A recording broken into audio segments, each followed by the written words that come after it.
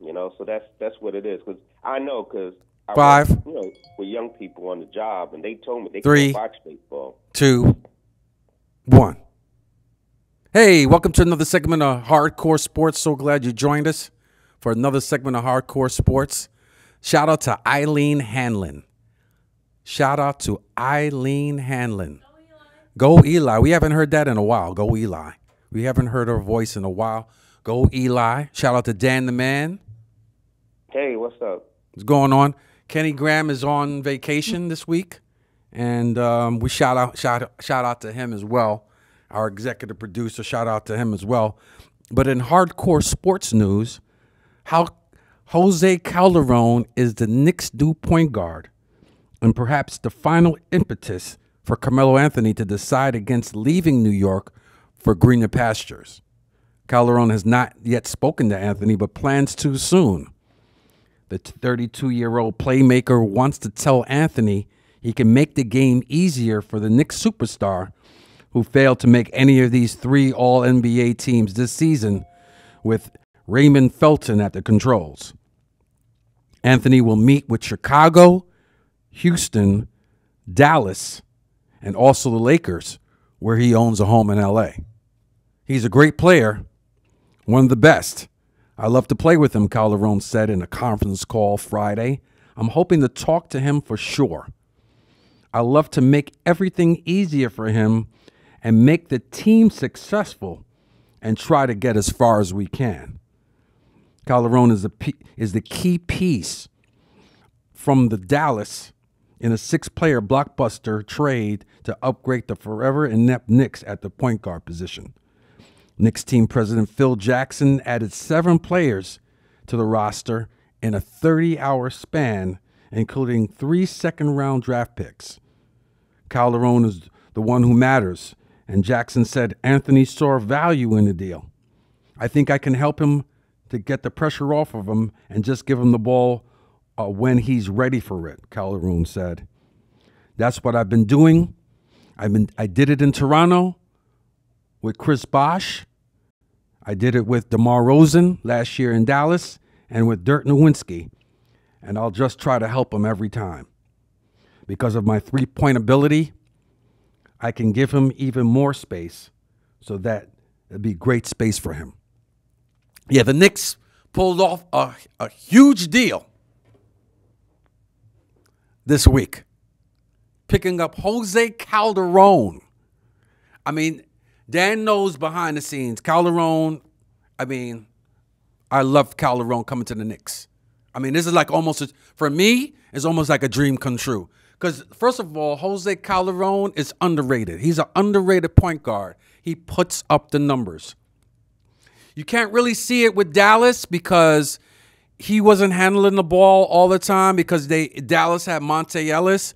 But definitely when Jose Calderon played for Toronto, he was putting up like 9, 10, 11 assists a game. He is a double-double waiting to happen. And then he shoots 40. He shoots better from 3 than he does from 2. So last year he shot 45% from 3. Also, what folks are not talking about, Calderon set a record one year. A couple of years back, Calderon led the league in free throw percentage. There was a span of games. I forget how many games he went in a row where he never missed. He never missed a free throw. He shot 98% from free throw. Jose Calderon is an excellent free throw shooter. On top of everything else, he's an excellent free throw shooter. So I love this deal. And they get Samuel Dalembert also in this deal. They get and he's like a New Jersey product. He played high school ball in Elizabeth, New Jersey, and then he played for Seton Hall. So Dalembert comes home. So I'm liking this. I like this deal. And then it's also got an international feel. Dalembert is from Haiti, so we add a Haitian presence to the team. And then we've also got Calderon, who's from Spain. which is also I've been hearing rumblings that Calderon is good friends with Paul Gasol.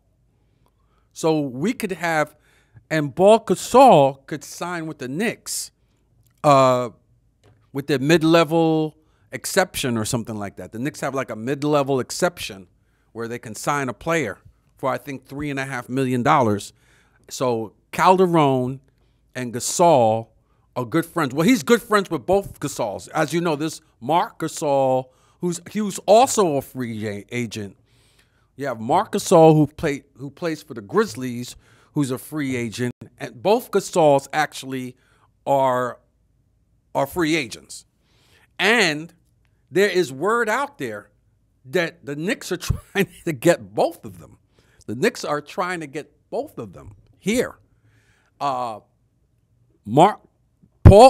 Gasol has played for Phil Jackson already and has won many championships. Is for people already know this, but Paul Gasol to New York, that would be something.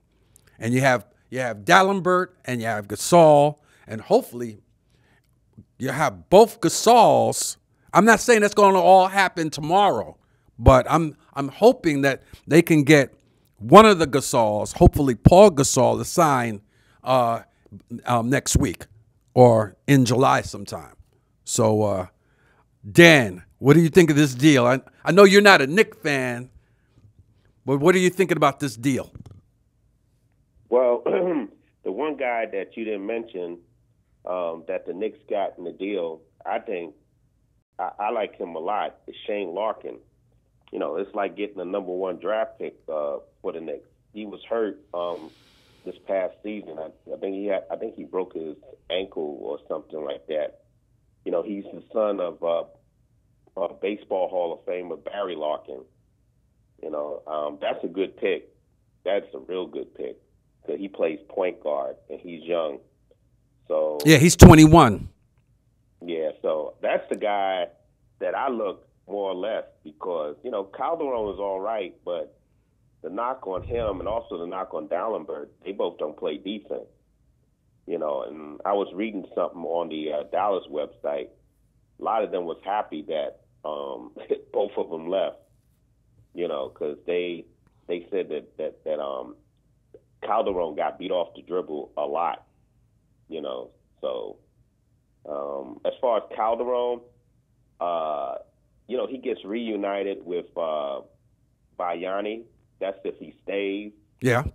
You know, because I don't know how they're going to get Paul Gasol to sign for $3 or $4 million when the guy was making like around $20 million.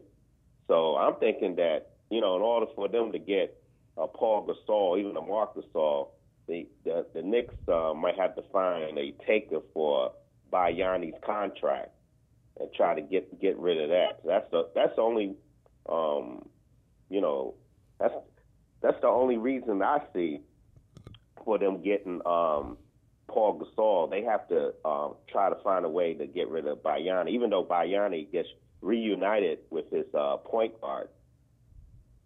Yeah, no doubt.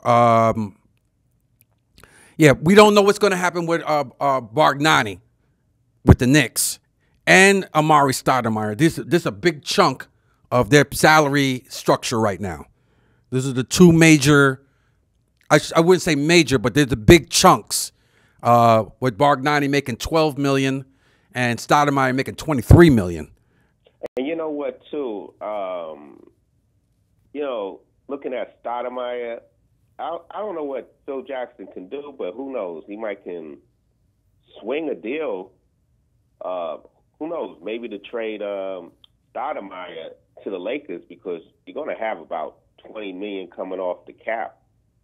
And the way I look at it, Stoudemire would be good to work with Julius Randle out in L.A., you know, looking at it, because that was a good pick by the Lakers.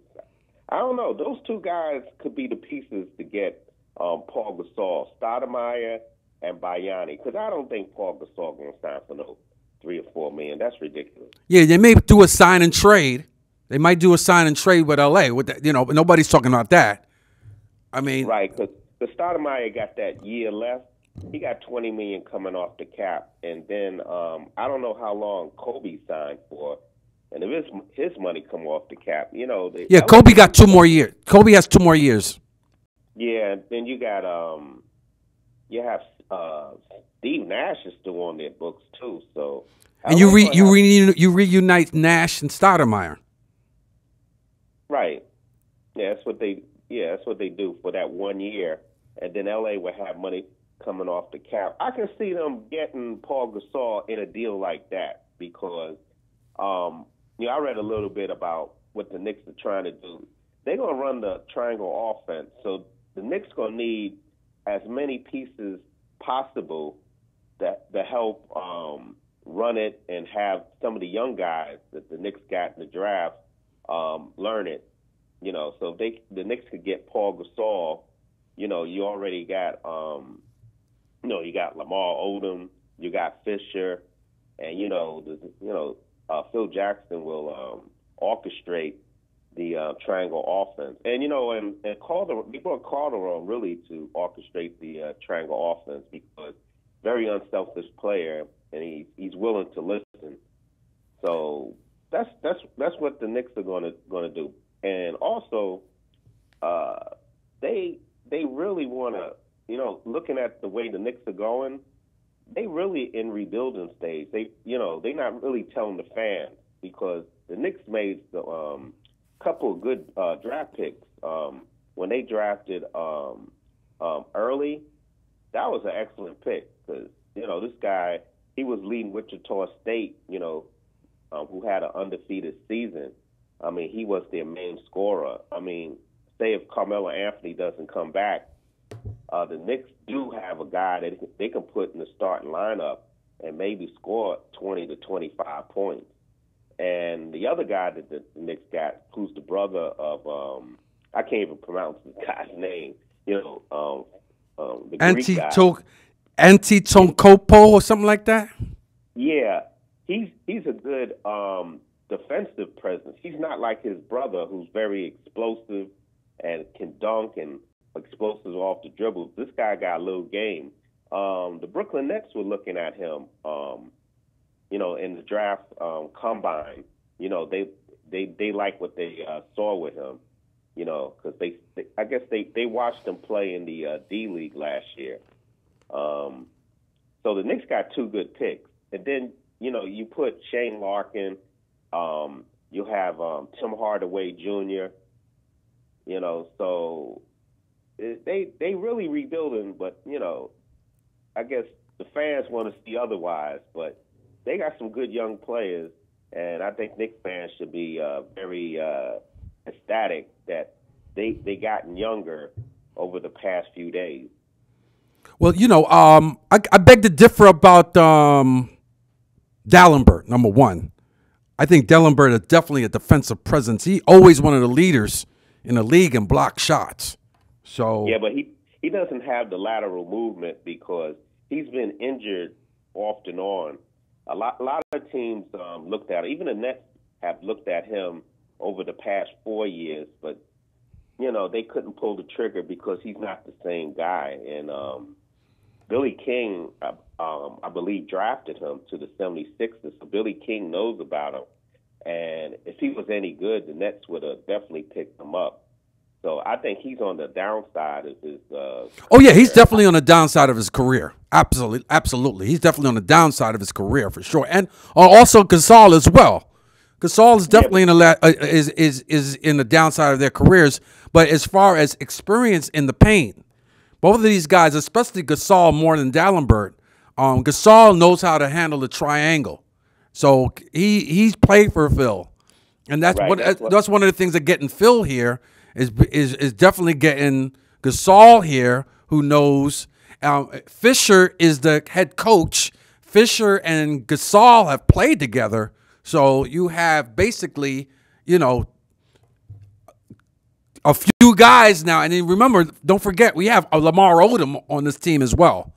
Lamar Odom is on the Knicks as well. He's made the team. They asked Fisher a few weeks ago when Fisher took the job. They asked if Odom is going to be on the team in October, and he said most definitely Odom is going to be on the team. So you have Lamar Odom, you've got Fisher as the head coach, you've got Gasol, and you've got Phil. They all know the triangle.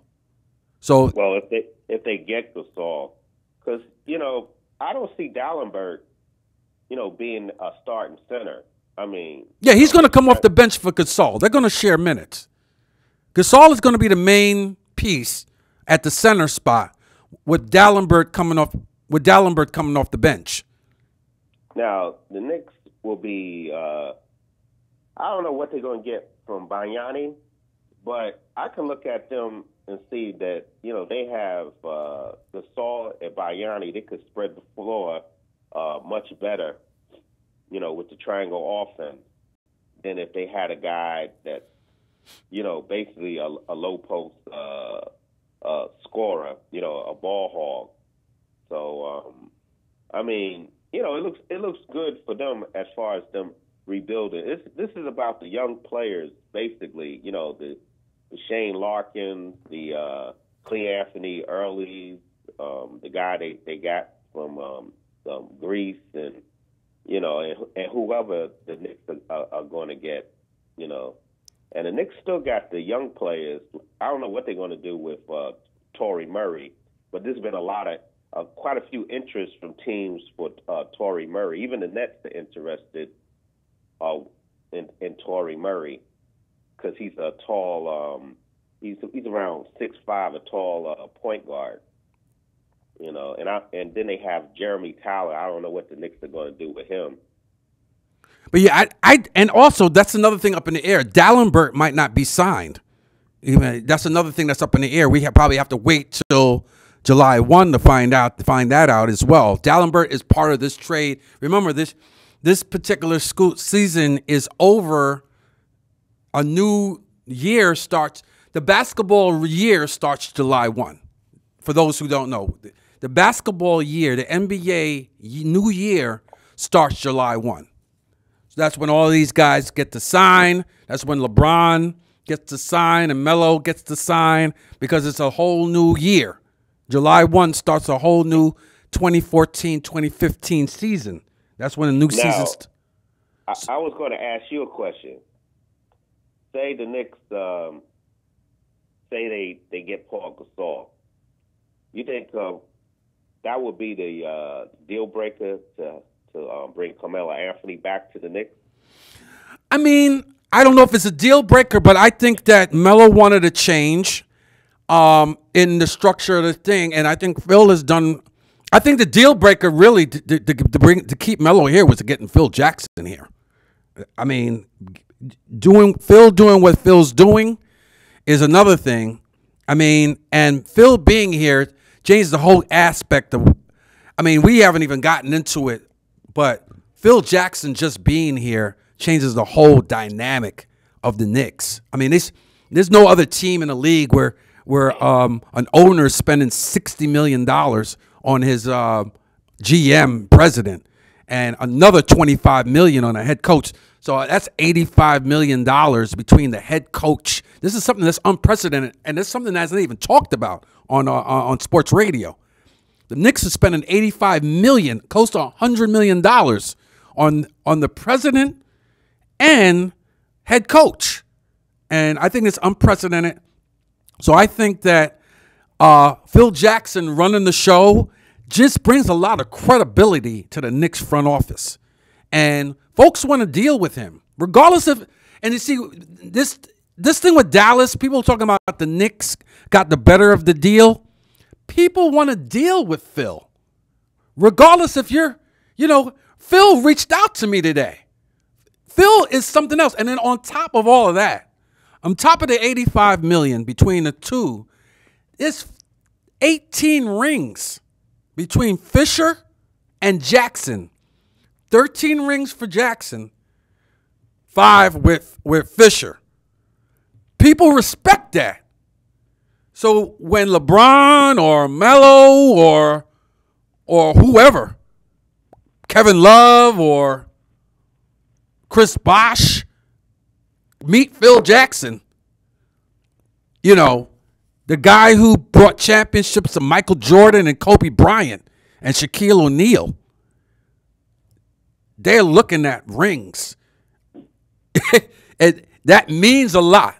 That means a lot. But I never thought that Melo would change spots or change. And I want to get too much. We don't have a lot of time because we could spend a whole show on just Melo leaving the Knicks. I really don't talk about it too much because I don't think he's leaving. I mean, and then on top of it, there's $129 million on the table. I think Lala would personally fight him and knock him out if he leave New York to go play for Chicago at $11 million a year. and nobody knows. Like the folks are talking about Chicago. That's not going to happen. I mean,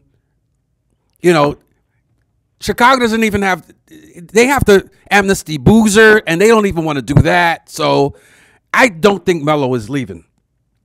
But getting back to what Dan said, he brought up Cleanthony Early, which was the 34th pick of the Knicks. Cleanthony Early is an excellent player. People are saying he's a steal of the draft. Cleanthony Early is the steal of this NBA draft. And he's from Middletown, New York. For those who don't know where Middletown is, I have a friend of mine that I went to high school with. He lives up there in Middletown. Anybody know where it's an outlet mall up in I can't remember now. Woodbury Commons. That's it. If you've ever been to Woodbury Commons up in New York, upstate, it's like about an hour from here, maybe an hour and 15-minute drive from here, from Staten Island, from New York. If you've ever been to Woodbury Commons, Middletown is right up in that area. And Cleanthony Early is from Middletown. I've got to call my friend to find out if he knows anything about this kid as well. But yeah, a friend of mine from Brooklyn, I went to school with him, went to high school with him. He's got a business. He's a photographer. He owned a business up in Middletown, New York, a photography business and everything. So yeah, it's good to have a homer here. We've got a couple of homers, and that's getting back to Dalembert before we move on to the Nets and what they did the other night. Dalembert might not be signed, which also gives the Knicks room. At this point, and like I said, when they switch over to July, we don't know if the Knicks are going to sign Dalembert. The Knicks the Knicks have an option. The Knicks could opt out on Dalembert, and Dalembert could become a free agent come July 1. So Dalembert was part of this trade, but this also gives the Knicks flexibility with that money. With that money they could be using to spend to pay for Dalembert, they could easily use that money to get one of the Gasols here, because both Gasols are free agent, Mark and Paul. So going back to draft night, I was joking Dan the other night about they had the draft at Barclays Center this year, and the Nets didn't have any picks. So I was like, Dan, what the heck is going on? That's something. It sounded like some Knicks stuff. It sounded like something the Knicks would do. They would have the NBA draft at the Garden, and the Knicks wouldn't have any picks. So the Nets went into the other night. Well, let Dan explain what happened here.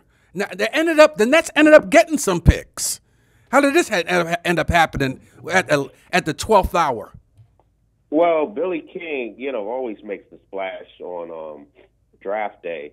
He always has a pick. So what he did, he took Nets had a $1.8 million and took it and bought some picks. They bought Markel Brown from the Timberwolves.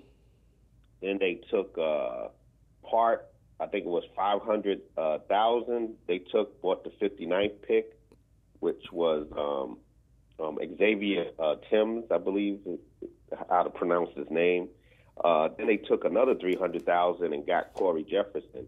Right now, the Nets are very high on Corey Jefferson, who's 6'9".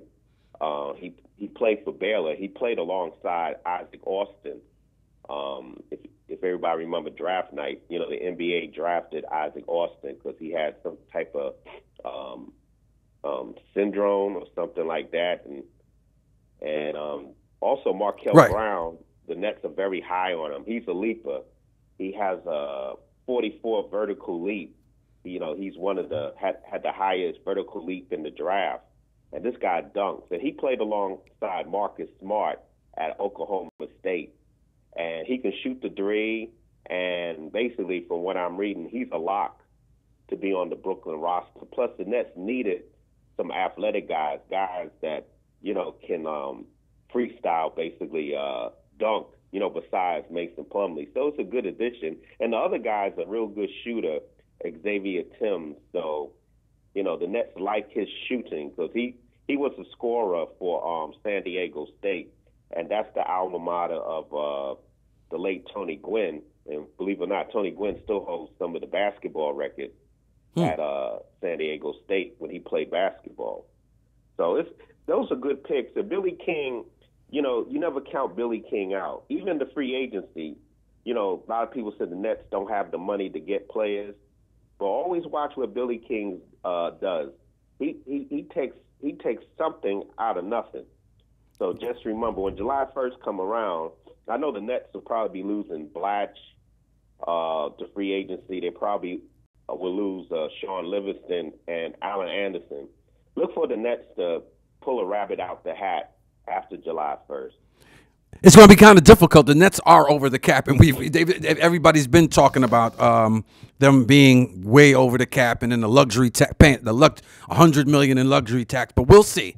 I mean, he's able to do a lot of that. They said that last year, and the Nets wound up getting Pierce and Garnett, and everybody said, "How did this happen when they way over the cap?" Billy King. You never count this man out. He's one of the top GMs in the league because you don't know what this guy will do. Yeah, switching gears for a minute, I wanted to spend more time on this, but we're kind of running out of time right now. But we had a big announcement with LeBron, LeBron opting out from the Heat. And you hear all this talk now about if Wade opts out and Bosh opts out, then LeBron is probably going to stay. That was like the consensus. So they can restructure their deals. Because Wade's play on the court is diminishing. He is due $42 million. $20 million this year, 2015, and next year he's due $42 million in the next 2 years. My point is, Bosh and Wade haven't opted out. Bosh and Wade have not opted out. I read that Bosh did opt out. There was an article this past week saying that he's going to opt out. The guy they're trying to talk to is Dwayne Wade. Yeah, I didn't hear Bosh opted out. That has not been confirmed. Bosh did not opt out, and neither did Wade. Bosh did not opt out, and neither did Wade. Been waiting all along. There's nothing that says that Bosh opted out or Wade. So LeBron is out on an island by himself because Wade says, ain't nobody taking my $42 million. So, and listen, if they all opt in, then that's $60 million. They don't have too much. The salary cap is 63. They don't have that much room to sign anybody. With the three of those opting in, that's been the problem. All those guys have to restructure their deals. So we've run out of time. Thanks to Dan the Man, Eileen Hanlon for coming in on a Saturday. Go Eli. Shout out to Kenny Graham, who's on vacation, probably watching at home. Who knows? Peace. Happy 4th of July weekend coming up. Are we open next Saturday or no? We're open next Saturday, so we might be here July 5th next Saturday. Well, happy 4th of July to everybody. We'll see this week who goes where, LeBron, Melo, and everybody else. Bosch, Bargnani, Stoudemire. We'll see. Peace.